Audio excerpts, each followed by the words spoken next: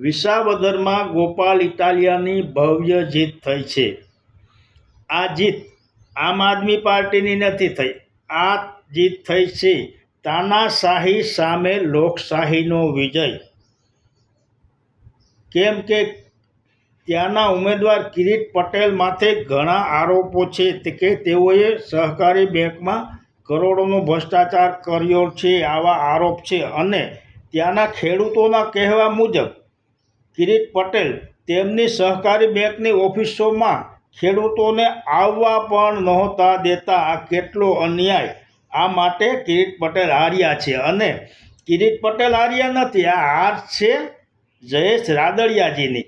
કેમ કે તેઓને ત્યાંનો કારોબાર સોંપેલો હતો કે તમે કિરીટ પટેલને જીતાડી દો, અને કદાચ રાદડિયાજીને બીજું કોઈ પ્રલોભન પણ આપ્યું હોય કે તમે કિરીટ પટેલને જીતાડી દો તો તમને કદાચ મંત્રી બનાવવામાં આવે। પરંતુ આ એક કાંકરે બે પક્ષી જેવું થયું। કિરીટ પટેલ હારી ગયા અને જયેશ રાદડિયાજીને નીચું જોવાનું થયું।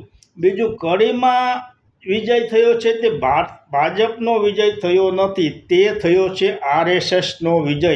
કેમ કે ત્યાંના ઉમેદવાર આરએસએસના સભ્ય હતા, તેથી આરએસએસનો વિજય થયો છે। ભાજપે કાંઈ એમાં વખાણવા જેવું નથી, કેમ કે આરએસએસનો વિજય છે।